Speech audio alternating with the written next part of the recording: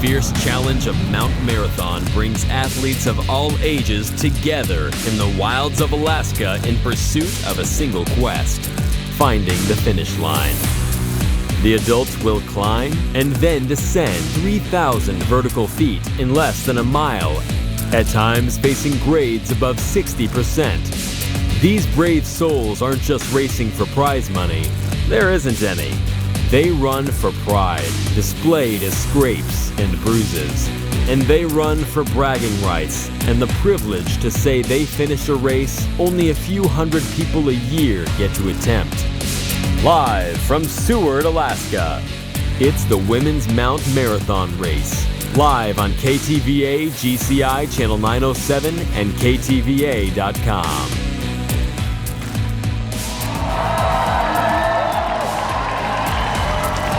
And good morning, everybody, and welcome. Mount Marathon 2019 is underway. The ladies just taking off. Hi, everyone, again. Happy to have you with us. Happy July 4th. Dave Goldman, Clint McCool. We are underway, and we finally have a race. Of course, if you're just joining us now, this morning a little bit of drama when we didn't have the drama. The juniors race canceled because of poor air quality. Some of them decided to take a little run. The air quality and the heat certainly going to be a factor today, Clint, as we see the first wave taking off of the hill. Definitely. The story of the day is going to be the smoke and the heat. Unfortunately, the juniors were unable to run, but the adults are not going to let a little bit of smoke and heat stop them. So it's still going to be a very exciting race today. We've got the women's field is a wide open race. There are several contenders. We're missing one notable one, Rosie Frankowski, the last year's winner to the top, and definitely one of the front runners this year, has decided due to her ski career that she is not going to race today due to the smoke, period. And I certainly can't blame her.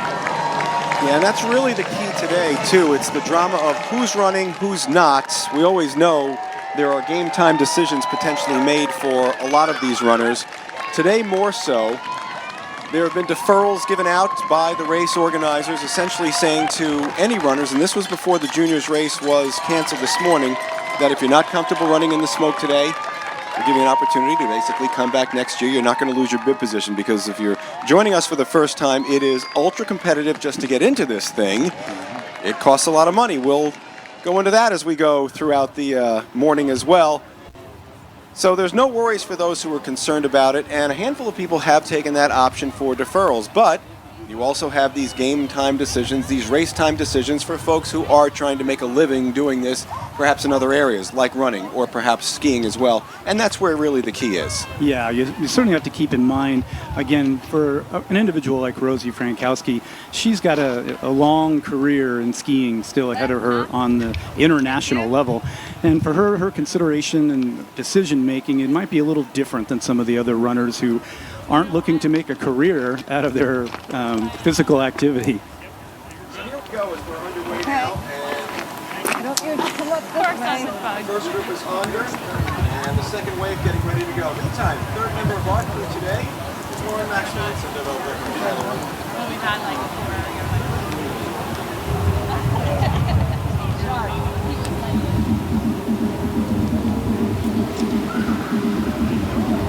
Are you guys talking? Oh, no. Third member of our broadcast crew today is Lauren Maxwell, joining us today at the finish line. Earlier we talked to one of the local nurses and EMTs that's volunteering here at the race today, and she said that considering the air quality, they really made the right call for the juniors race. And she said that anyone that's participating, even the adults, have got to really watch it and be careful, because it can cause respiratory issues. So right now, we're talking about an air quality alert of a 164. It's come down a couple of points over the last hour or two, but it's still in that range that's considered unhealthy, particularly with people who have respiratory problems or sensitivity. So the racers are going, the adults are going to handle it, but air quality here is definitely a concern. So it'll be interesting to talk to folks once they come down and see what they experienced on this race. Okay, Lauren, thank you very much, and we'll check with you again this morning, and of course you'll be at the finish line for our winner, whoever that is. Clint McCool, let's take a look here now as the first wave is gone. The second wave also about to make its way up the hill and start taking it. And already my partner is looking at his watch because that's what he does on race day. Yeah, already we've got a battle beginning to shape up between Denali Fuldagger, Strable, and Christy Marvin. We went to a juncture there a minute ago. You might have seen it on your screen, and you can see it now where the racers are going two different directions. That's because there's two primary routes to get up onto the mountain proper. We call them the cliff versus the roots. And that's why you see some women heading into the bushes, into the trees. That's the root route. And you see other women swinging a little wider, and they're going to go up the cliff. It's a decision-making process, and each racer has their own preferred route, one that they've practiced over and over again, and which they think is going to be faster. Sometimes that comes down to, I'm not going to go that way because Christy Marvin went that way. And I watched, just a minute ago, I saw Denali watching Christy and trying to figure out which way she was going to go, because it influenced her decision on which route she was going to take. And you're seeing now this second wave, so if you're wondering, well, what happened here, it's common in a lot of races, not just here. When you've got the front runners, you let them go off first because they're going to be the ones who are going to be contending in the end. And then the second group, folks who are certainly training and working hard, the weekend warriors, if you want to call them, having their opportunity here to get into this great race and their chance now. But this way it keeps everything moving and the traffic is flowing the way it should be. Sure, yeah, we developed a wave system some years ago as a method to spread people out a bit more, but it also allowed more people to participate in the race. We reached a point where there was just too many starting all at once, so they decided to do a second wave, which allowed more people, but it also sort of separates out the really competitive runners versus the ones that are just participating.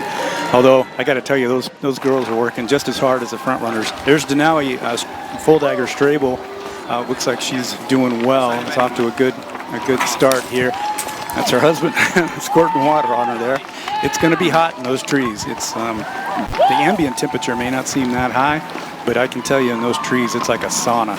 And there's no movement. The heat is it just racks up because there's no wind. Yeah. It takes a while to get out of there, and when you're in there, even for these athletes, there's this feeling of when am I going to get out of this jungle here? Yeah, absolutely. It's such a relief when you come out at the halfway point, which is for the ladies is going to be about the 17-minute mark, 18 perhaps. And when you break out of the trees, as we call it, it is such a relief. You finally get a little bit of air on you, and inside those trees right now, it is just stifling. I can tell you, I was up there yesterday, and it is hot and dusty. And you'll see plenty of angles as we go throughout the morning and the afternoon on the men's race as well. This is an incline now of a point 34 degrees. So think about that, folks. Think about going up your staircase and running up it, and that's a staircase. You don't have to deal with rocks and roots and gravel and the stuff that they're jumping on right now. There's Christy Marvin right there, a former winner and certainly a contender here today as well. And she's looking pretty strong. Unfortunately, Christy had a very severe injury earlier this spring that she had to recover from. And we're all a little uncertain of her fitness level. She's only been able to train hard for just a short period of time. But Christy's tough. And that's always that mystery, as we were talking about today coming in, because you've got who's in, who's out. And you've got really a who's who, not to take away from the terrific field we have, but a who's who, a list of celebrities who aren't racing here who could very well be in the top 5 and contending as well. Yeah, not only are we missing Rosie Frankowski today, but we're also missing last year's champion, Jessica Yeaton. Yeah, there's Holly Brooks, another former winner, an Olympian. And smiling. And smiling. Well, she's been this way a couple of times, a two-time champ. Literally and figuratively. Override the vetoes. A little wave, and, well, you know, if she's not here with us, we'll find her on the mountain. Yeah. One of those two places. Always got a good thing, something good to say. Perfect angle right here of just how steep this is. That is. And that is no exaggeration, ladies and gentlemen. It is reaching up and using your hands in places, as this woman is doing right there. It's steep. And so you see steep, and look how fast they're going up the hill. I mean, it's one thing to make your way up the hill, and it's another to really get up this thing, and they've still got another 45 minutes of this. Yep, absolutely. It's a long race. The winning women's will probably be coming in right about 52 minutes and doesn't sound like a long time, but when you're exerting yourself in these conditions, it's a long time, I can tell you. And again, there was the strategy that you mentioned of which way to go, and usually these runners know, here's the way I'm going before this thing starts. Yeah, I got to tell you, it really paid off for Denali Full-Dagger-Strable. She is out to an early lead, and she had several seconds between her and Christy Marvin in the second group. There was a little cluster of about 3 women there. And Denali's decision to take the route may have paid off for her. So that's the question now. We've discussed it. She's been close. The name, if you know them, both of them, Full-Dagger-Strable, synonymous with this race. The family is tuned into this thing. Seward icons. What would it mean for her to win this thing today? And I know you know the family very well. Yeah, I know the family very well. And Denali's mother won this race. Don't remember the exact year, but she won the race. And her family, coming from Seward, this mountain's in their backyard, and it's in their blood. And I mean that, literally. Both her mother and her father race year after year after year, and Denali has been racing it her whole life. And for her to get a victory today would be the pinnacle of her running experience. She is so dialed into this, and in her mind right now, I know she's thinking to herself, well, Jessica is done here, and Rosie has decided not to race, so this could be my day. And she will do whatever it takes to win this if she can. Let's mention another person too who's well known in the running community, Allie Ostrander, and congratulations to her for graduation at Boise State in just 3 years, a 4.0. She's thinking about big things as well. She's looking for the. Thank you. We'll take the plug any way we can get it. Allie, congratulations to you, thinking about a career, and of course the Olympics on her mind as well, deciding to go pro this week after going from Boise State. What a career she had. 3-time NCAA champion in the steeplechase as well. So Allie, another one of those names who synonymous with this race, and we're going to see her for years to come as well. You may be out, but you always come back in. There's that magnetic pull here to Seward, isn't there? It is, and Allie's a long-time Alaskan, obviously, and she'll be back. I know right now she's thinking that, well, I can't jeopardize my newfound professional running career, but she is a competitor, a fierce competitor, and she'll be back. So let's talk a little more about Denali here as we see the next wave of ladies making their way up there and checking our times. Come on. There's always that discussion point of wanting something and wanting it too much. And when you're too jacked up, even if you've done this thing 1,000 times, you got to keep yourself back. Is there a danger for Denali here of going out too hard, too fast? Absolutely. Denali is a fast starter. She always has been. But on a day like this, given the conditions and given how much she wants it, if I had anything to say to her, I would say, keep within yourself. She's off to an early lead, and sometimes when you take that early lead, you can, start running for the barn a little too soon. And in this heat and under these conditions, Denali needs to stay within herself. We already know that she's the fastest downhiller on the mountain. Last year, she set a new Mount Marathon record for the fastest downhill ever. So she's got that in her back pocket.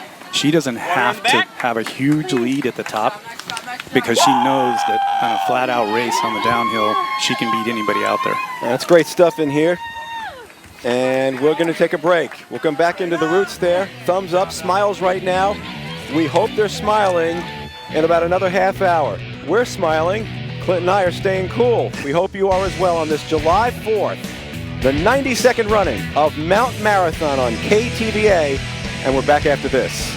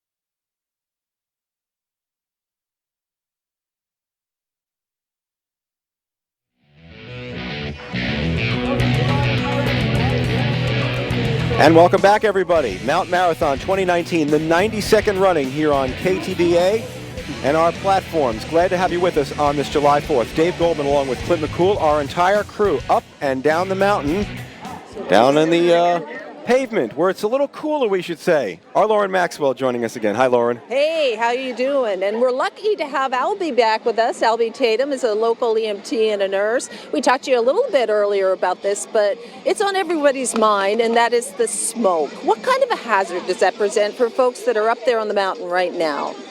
So for people on the mountain, it's worrisome as far as if they've had any respiratory troubles in the past, or if they, just the heat and the dust and the dry conditions are going to be pretty strenuous on the mountain. So they just need to be paying attention to what their body's telling them. Maybe a longer rest time when they come off, would you say? Yeah, it's important in conditions like this to stay hydrated. Like I said earlier, make sure that you're drinking water, electrolytes like a Gatorade or Powerade or something like that can really help them. But also just making sure that they're paying attention to the heat. In previous years when it's been this warm, people have really had some heat issues. We're not used to it in Alaska, and so people definitely will struggle with that. And some of the folks on the sidelines, some of the spectators are feeling the ash, a little woozy. Any advice for them? Same thing as far as the runners go, just paying attention to what your body's telling you, making sure that you are, if you have any breathing problems or any issues like that, that you're paying attention to that, because we have seen a lot of increase in, feeling like they can't breathe or coughing and congestion and stuff like that just in the community recently because of the air conditions. So it'll be more so today because of all the people in town. Okay, Albie, thanks so much. We're going to take it back to David and Clint. Okay, Lauren, thanks very much. We'll get back to you. And we're keeping an eye on our watches as well. Clint, around that 17-minute mark, you say, as you're expecting the ladies to come out of those trees, right? Yeah, I expect we're going to see the ladies coming out of the trees here any second. When we lost sight of them there in the trees, Denali Foldagger-Strabel had a pretty good lead, given how early we were in the race, as we were speaking about before. Now, for her, the key is going to be to keep within herself. And if she makes it to the top of the mountain by herself, then it's her race to lose because she is such a fast downhiller. But I would expect for them to be popping out of the trees any time now. So we'll keep our eye on Denali, the leaders, and see what happens. Again, anything can happen. We've seen that happen before. We saw a little twist last year in the race up at the top. So you've got to manage this thing all the way. Just because you get the lead, as Clint says, if you're in the lead, you're in good position. But just like that golf tournament, you still got to make pars and take care of business and put out on the 18th green. Nothing is a given at this race. Yeah, ever. Absolutely not. Not on this mountain. It is always an unknown. Anybody, even the best of the best, can take a poor step, can trip, can roll their ankle. This isn't running around a track. This isn't going to the Heart Run for your 5K. This is running under incredibly technical, variable conditions, and super, super easy to do something wrong. Or even, as we were talking about before, given the heat, given the smoke, anything could be happening in those trees. It is stifling on a good day. On a day like this, with the heat and the smoke, it's going to be like being inside a smoky sauna. And an interesting here, you see somebody with the backpack and some water to make sure you're hydrated. Again, the hydration thing's an interesting thing because folks do this just because they do it, and that's the spirit of the whole thing. But as the juniors went out this morning, and that was a different story, no one on the mountain, and there are certain points here where the second wave, as they come in, the water could run out. So you've got to be planning for that there's a lot of water, and a lot of people are thinking about that, but you want to make sure that you have water when you need it in case you don't have anybody for 50 or 100 yards. Yeah, absolutely. There will be quite a few people on the mountain today, though, that will have some water, squirting it on the ladies, or offering them drinks. But there's some who just decide that they need their own, and they want to carry it up the mountain. On a day like this, I can't fault them. Yeah, great shots here by John Thane in the trees, and you can see with the soundtrack, always good to have. Yeah, there's always people down there that are cheering the ladies on. I haven't even broken out the wig yet, man. There's time. We still got the men's race. Yes, absolutely. It looks flat here. It looks easy. It is anything but. And remember, they've already been expending the energy, and now you're really going up there. And we can see that the ladies also are going to be making their way out and coming out of these trees very soon.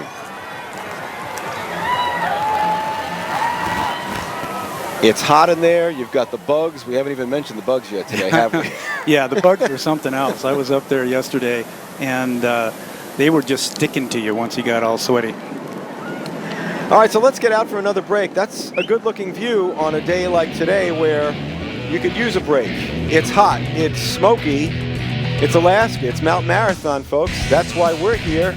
We're glad to have you with us on this July 4th, and we'll be back right after this.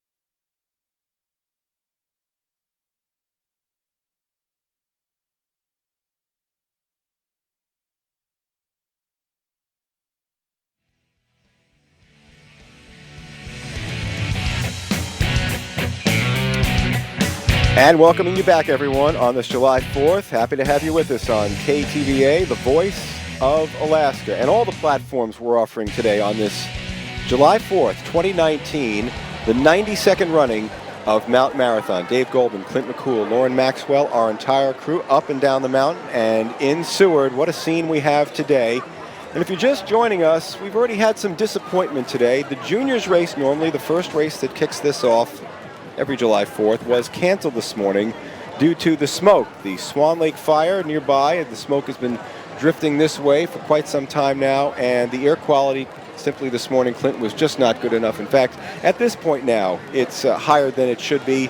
They are going ahead with the women's race, obviously. The men's scheduled for 2 o'clock this afternoon. That race is going on as well.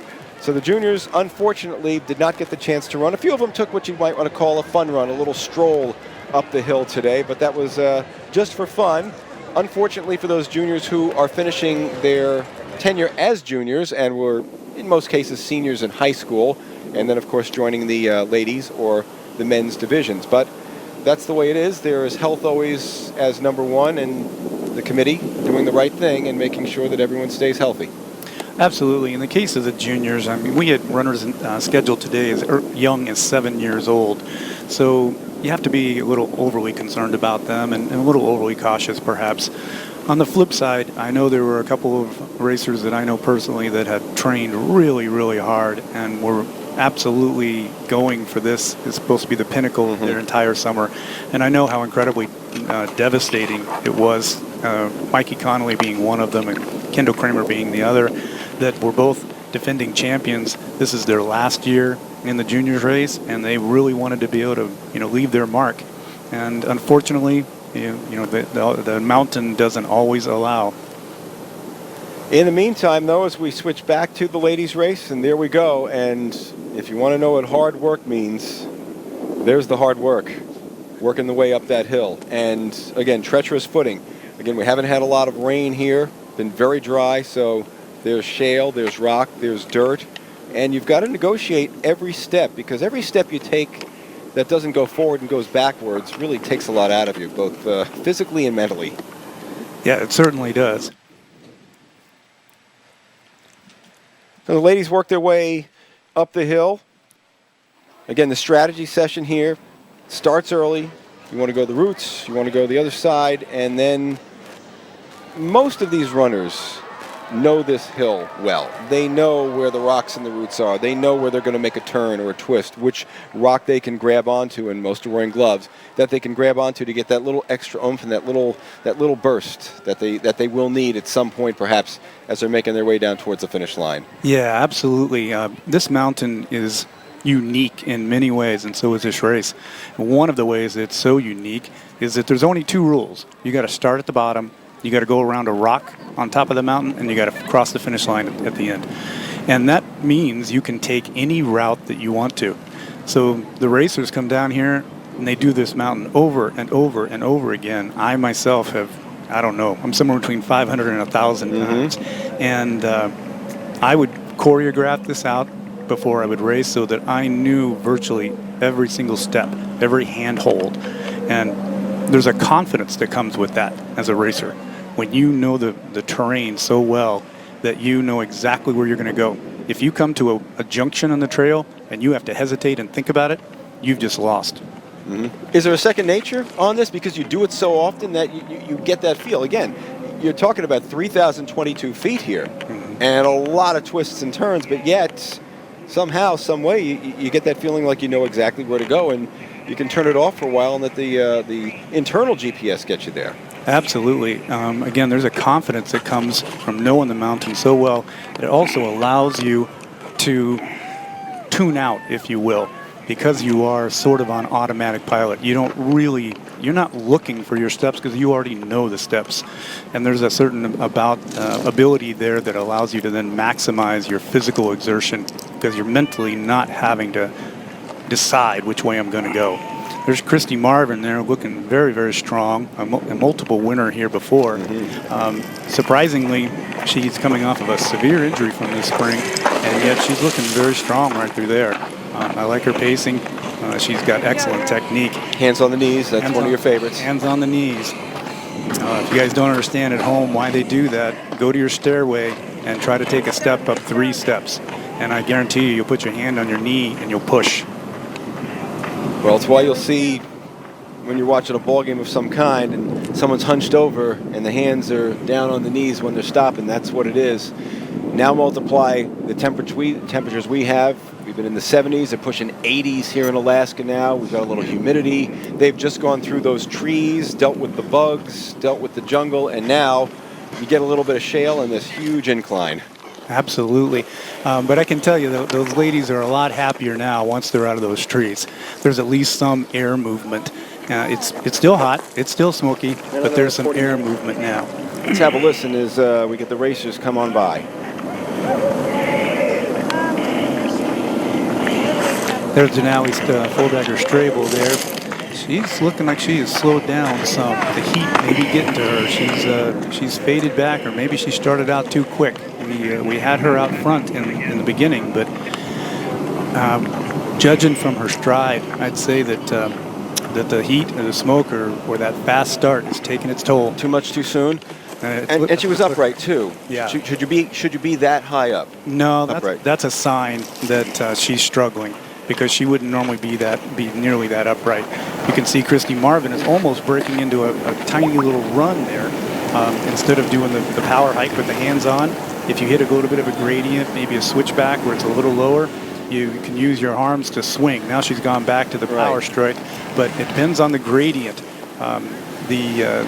Knowing the mountain, knowing where you're gonna run, knowing where you have to go back to a power hike is very important. Again, can't overstate this enough, just how difficult it is. And again, the energy expended, and if you get really tired, it's so easy to go sideways and just lose your balance instead of staying on what is really a strong straight line here in this heat. Very impressive. Yeah, I can't quite make out the second runner. It looks like Julianne Dickerson in the way she moves. Who you thought was a top fiver today. Yeah, I know the racers. I know how they move, and that's who it looks like, but I can't quite make it out on the screen right now. All right, again, one of these pivot points, and One of the great things about this race. Yep. It's Julian, okay. That you never know at what point something's going to turn. We saw Denali with a great start. He's come back. Christy Marvin, a veteran. You like the opportunity for Julianne Dickerson today as these ladies are making their way up the hill. And again, twists and turns, which is one of the great things about this race is you just never know. Remember, there's heat today, but there's also smoke. If you're just joining us, the juniors race canceled this morning because of the smoke. It is at a higher or poorer air quality, and that's got to be playing a factor as well. Yeah, you know, and we have to keep in mind, ladies and gentlemen, that every individual is a little bit different. Some of these ladies might be handling the smoke better than others. Some of it depends if you have any respiratory issues. Perhaps you've been prone to it in the past. I've been up and down the mountain myself in these conditions, and some days it was fine. Some days you could really feel it. You could taste it in the back of your throat, and there's a little bit of a burning sensation. If you've ever sat around a campfire and the wind shifts and all of a sudden it's blowing right in your face, and you get that little burning in the back of your throat, well, that's what these ladies are dealing with right now. We had unknowns, we had knowns, and then we had in-betweens. We didn't know about the smoke today. We found that out this morning, unfortunately, that it was high, knocking out the juniors race. We knew it was going to be hot. We didn't know how everyone was going to react. We had a strong feeling we would not have any records today, and that looks to be the case here. Yeah, it certainly does. They're definitely not on record pace at this point. For the audience at home, if you're wondering about the numbers that you're seeing on these women right now, their number represents their finishing place from last year. So if you see a number 28, they were 28th last year. In this case, number 52. So again, an opportunity for a lot of ladies. We talked about Denali having an opportunity, but an opportunity for many others who are thinking, you know what, maybe this is my year to jump up and go for a personal best of some kind, or to be able to place a little higher. Okay, yeah, now I can finally make it out. That actually is Allison Barnwell in second place. And that's a really strong showing for Allison to be hanging with Christy at this point. Again, it's unfortunate, but something must have happened to Denali.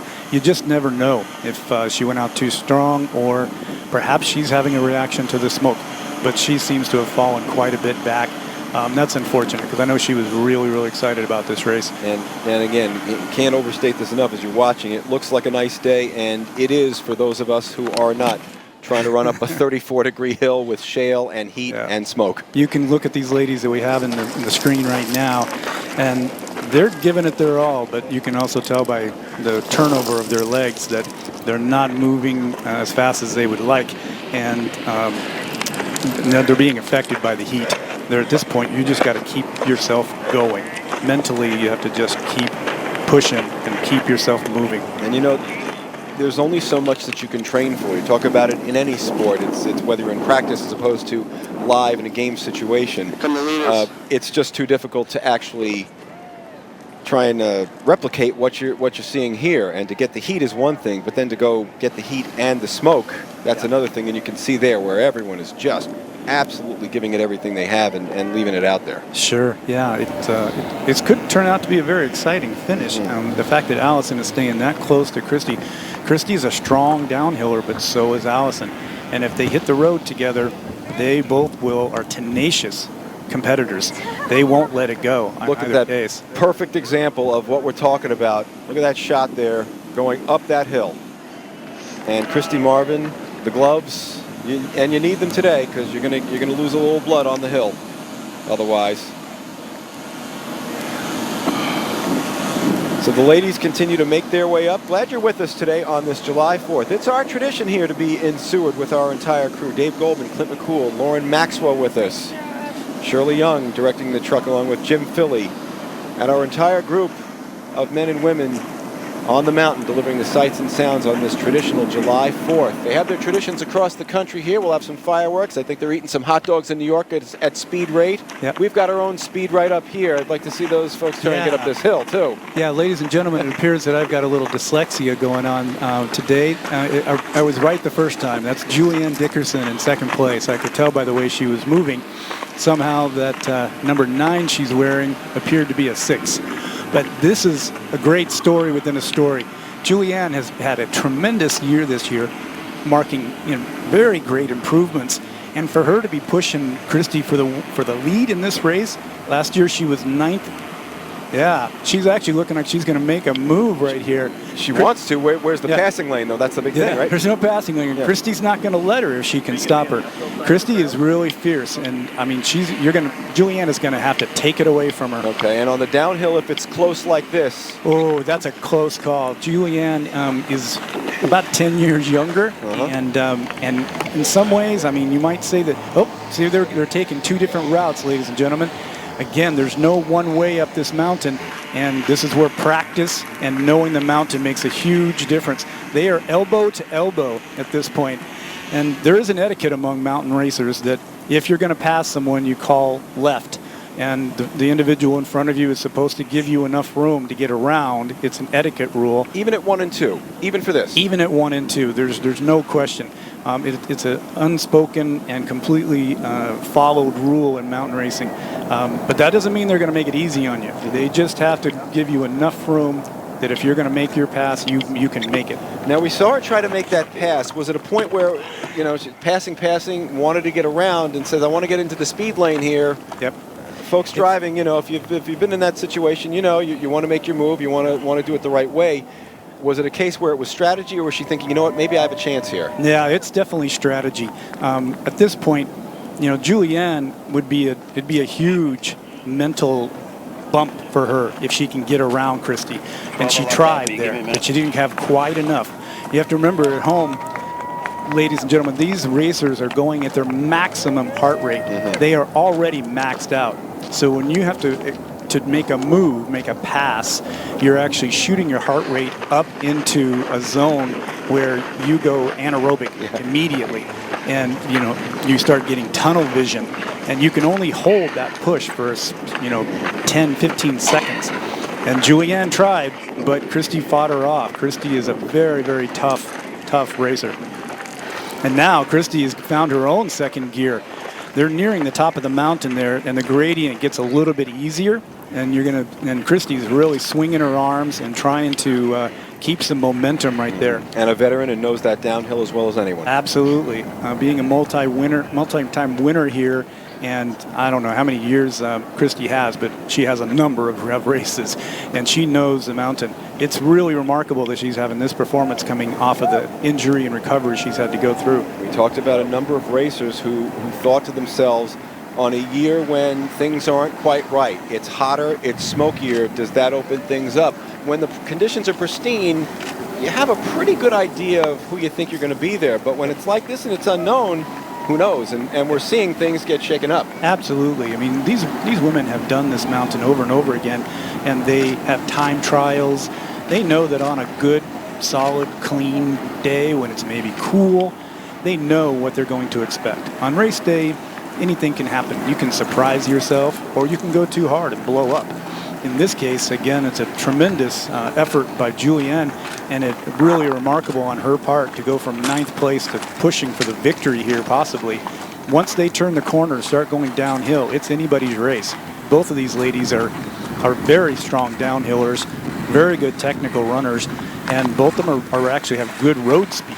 Now think about this, folks, is if you're out there, you're exercising, you're giving everything you have, but then you're also trying to strategize at what point. And the same thing that we saw is not to go down too hard, too fast for Julianne, thinking this is her chance. Christy is expending a lot of energy right here. I'm not sure. I'm sure in her mind, she's trying to put Julianne out of the race.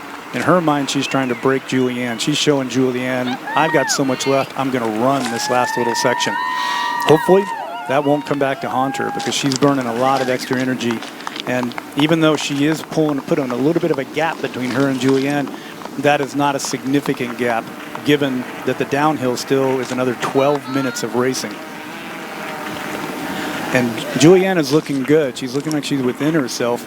Christy's just, I think Christy's trying to make a statement right here that she's not, and also for you folks at home, on the downhill of this mountain, it's extremely dusty today, and whoever is in front wants to be in front. I know that maybe sounds like an obvious statement, but getting around someone on the downhill on this mountain is hard, because you have to go off of the trail and you're literally eating people's dust because it's going to be just a dust cloud going down this thing. So Christy's coming around the rock. I've got an unofficial time of right about 40 minutes. Again, we're not on record pace here today, but the ladies are giving it everything they've got. Christy Marvin winning twice in 2013. She also won back in 2016. Yep, there she goes. She's got very good form, and I'm looking at her face. She's not in pain. I mean, she's in pain. Who am I kidding? But she doesn't seem to be in distress. I was on this section of the mountain last night, and it's really rough. It's really brutal this year. It's not as soft and forgiving. Oh, there she goes. Even the best runners are probably going to be hitting the deck. And we have a saying on this race every year: if you're not bleeding when you get to the finish line, you didn't try hard enough. So there's Julianne. And Julianne, actually, if you look at the expression on her face, I think she's struggling a bit more than Christy is. It's still a tremendous performance for her to jump up. See, she went down in the exact same place that Christy did. There's a bare spot there that, for you folks at home, there's the shale. You can see how it's sort of forgiving that she's kind of, it sinks in and it goes with you. But if you hit a bare spot where that isn't there and you're not prepared for it, your feet just go right out from underneath you. And again, the shale, when we talk about a soft spot, a hard spot, in this case, usually you want harder and flatter, but here, the softer is what's helping you. Absolutely, because this is an extremely steep pitch that these ladies are navigating. And, this isn't a pavement. This isn't running around on a nice little track. Julianne almost went down again. You can see how braided it is. There she goes. You see how braided the trail is at that point? Unfortunately for this year, normally there would be one direct line that everybody was staying on, and it would be softer and more broken up, as we call it, and the shale would be more forgiving, and it lets you go faster. This year, because of weather conditions and the fact that the snow only recently receded at the top of the mountain, there wasn't enough time to beat in one definitive line and get it really soft. And look at the difference now between the two of them. Right. They were neck and neck, right almost at the top of the hill at that turnabout, and then all of a sudden, boom, Christy opened it up. Yeah, I think, I know Christy really well, and I know for her, she put on that little push at the very end to gap Julianne a little bit, and that was not by accident. She knew that on a flat-out downhill race, they're probably both very close in terms of time, but that little push gave her a gap, and it probably affected Julianne's mental state just a little bit. Earlier we saw Julianne attempt to pass, and Christy fought her off. So in Julianne's mind, she's now struggling a little bit. And when we saw the expressions on their faces when they were coming off top of the mountain, and Christy looked more relaxed and wasn't straining quite as much. And there's that psychological of being that close to someone and passing, not getting it, and then you see that difference, and now how far away and how far apart they are. I've been in this situation. I can tell you it's really hard to keep your mental composure. Julianne won't give up. She's a tenacious competitor. And again, ladies and gentlemen, in this race, anything can happen. Christy steps on a rock wrong, and the whole race is different. At this point, though, Julianne's got to keep herself mentally focused and try to stay with it. I mean, partially in her mind, she may be saying, okay, well, looks like I'm in second place. But again, anything can happen in this race. So I've been in this situation, and you have to just keep yourself focused and remember that it's not over until you cross the finish line. Christy Marvin's winning times, by the way, Clint, 53:20. That was back in 2013. And then came back 3 years later, and it was 51:02. Yeah. So again, working very hard today. The times are up. The times are going to be inflated for everybody today. That's just the way it is. Yeah, absolutely. Under these conditions, we wouldn't expect to see any. There's Allison Barnwell right there. We saw Denali Full-Dagger Strable already coming down off the top of the mountain.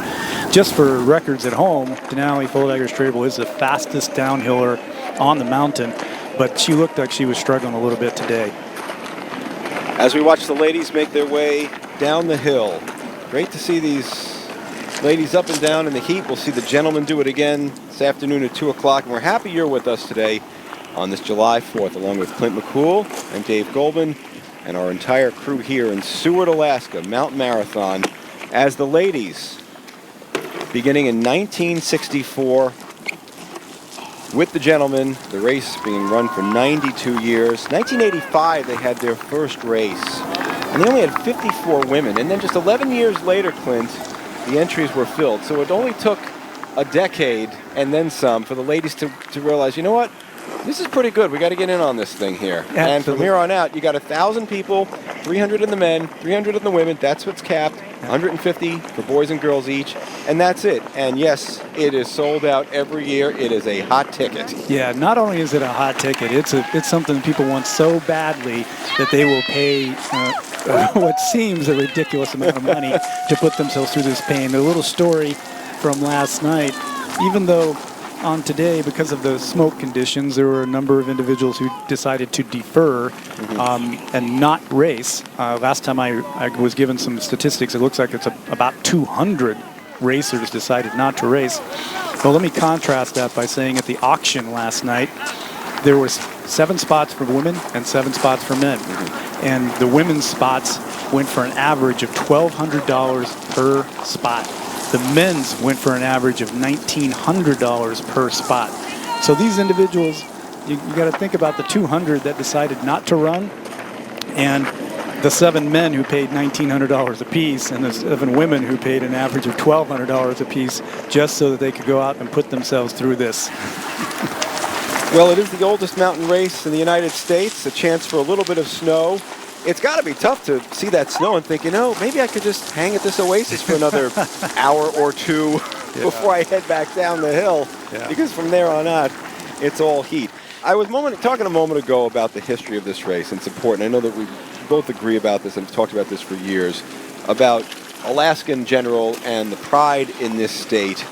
Women beginning this race in 1964. And to give you an idea of Alaska and how progressive I think a lot of people feel about the state and this race in general, keep in mind the Boston Marathon, one of the famous races in the world. And Catherine Switzer, of course, and number 261. It wasn't until 1967 that Catherine Switzer was able to run that Boston Marathon, and obviously at the protest of many.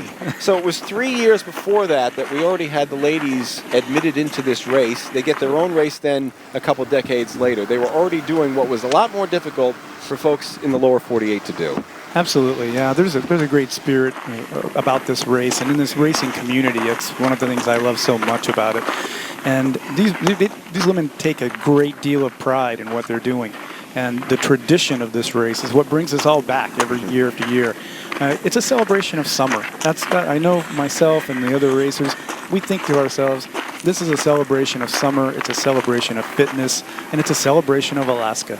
I think for a lot of people, too, you know where you're going to be on certain holidays, you're going to be with a certain group, friends or family, and I think for a lot of us, on July the 4th, we know where we're going to be. Yeah, we all associate July 4th with Mount Marathon, and there's Christy Marvin at this point.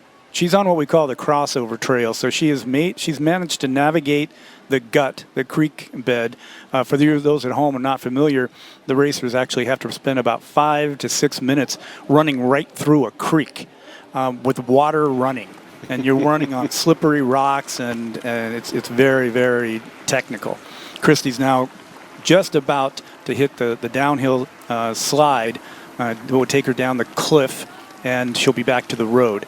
You'll hear a roar from the crowd. There's several thousand people at the base of the mountain right now that are just waiting to see her. It's a great picture right there, too, of how technical. Yeah, and how careful you have to be on every step. You see all those roots, and okay, here comes Julianne in the same section, and it's extremely technical right through there. All it takes is one wrong step.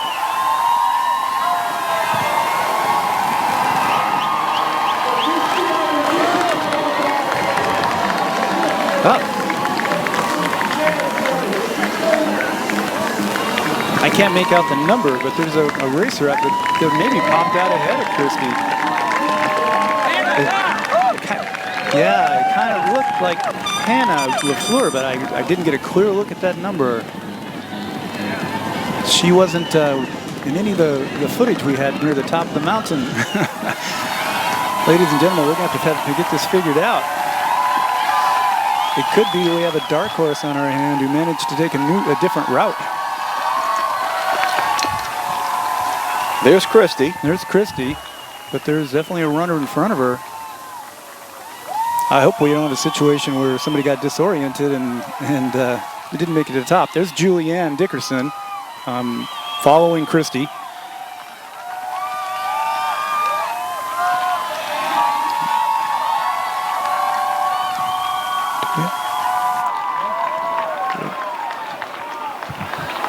You never know what's going to happen in this race. You never know.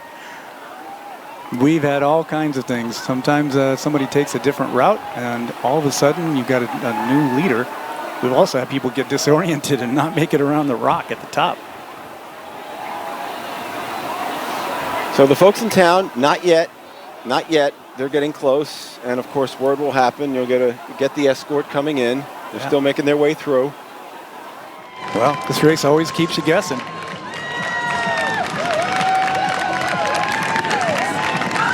And getting closer now. That shows Christy. There is a woman running in front of her, though, and still can't make out the number.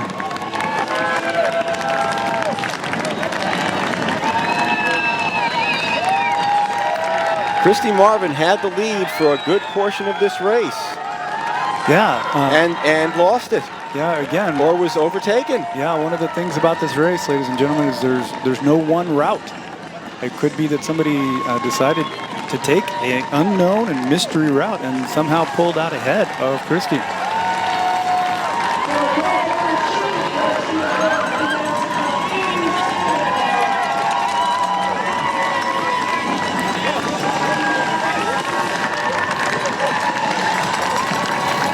Well, tremendous turn of events here at Mount Marathon. Tremendous.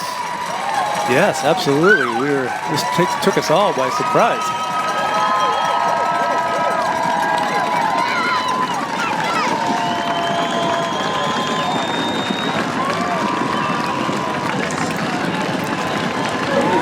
Christy Marvin, for a long period of time, had this race and then was overtaken.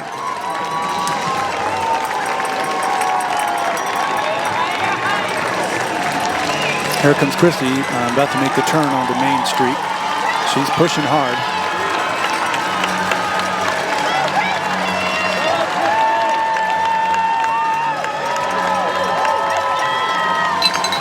There's Julianne Dickerson, also giving it her all. You can tell by the look on her face that she's struggling, but she's still running strong.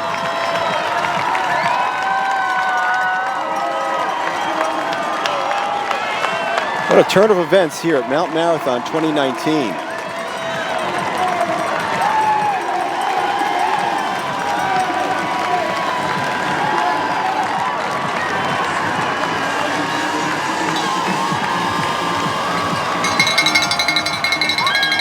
Christy Marvin had the lead, was turned around. It appears to be Hannah, but I still just can't see her number, and it's so hard to recognize people when they're covered with dirt and sweat.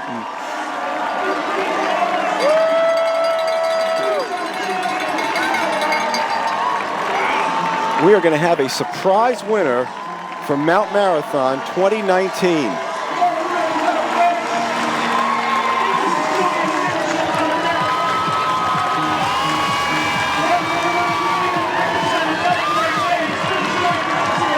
Christy Marvin coming in second.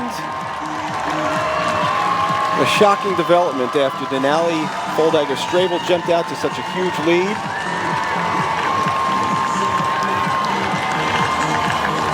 Christy Marvin second. And now in second, here comes Julianne giving it her all. And a third place finisher. And we'll take a break. Wild turn of events here at Mount Marathon. We're coming back as 1, 2, and 3 getting hosed off after an enormous run. That is Hannah LaFleur. We can finally make out her bid number. She was number 5 last year, and pulling off an incredible surprise victory today. It appears she maybe found her own. We'll check in with her when we come back.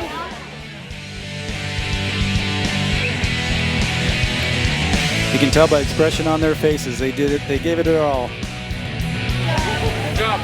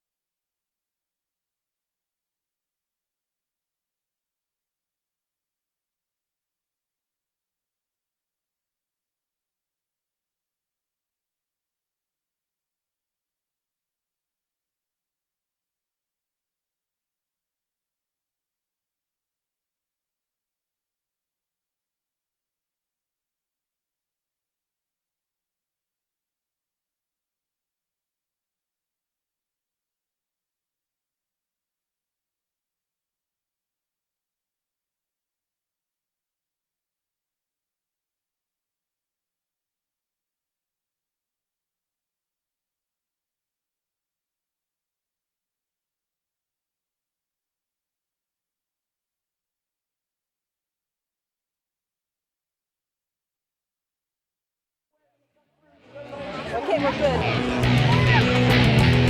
Welcome back, everyone. Mount Marathon 2019. What a wild turn of events here today. The ladies, some finishing. We already have a winner, though. It is Hannah LaFleur. She was a top fiver and a Seward resident as well. Yeah. Down with our own Lauren Maxwell now at the finish line. Lauren. I think the question everybody is wondering about with Hannah is, where did you come from? I love this mountain. I love this town. This race is my favorite day of the year.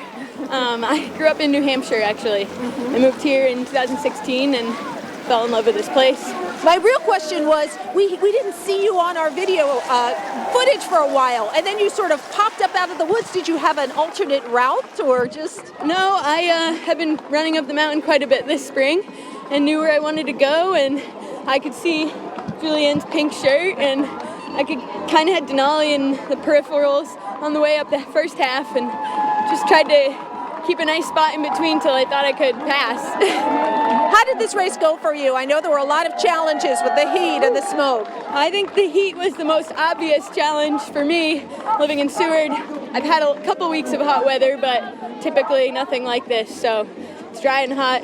The smoke, I think I'll notice after the race. Okay. I have a feeling it's not just going to go away, but I'm glad I got out there, and also totally respect the decisions of those who had to make a tough choice and not race today. Okay. Well, thanks very much and congratulations. Thank you so much. Appreciate it. And let's see if we can talk to Christy over here, if she's available. I see that she's kind of...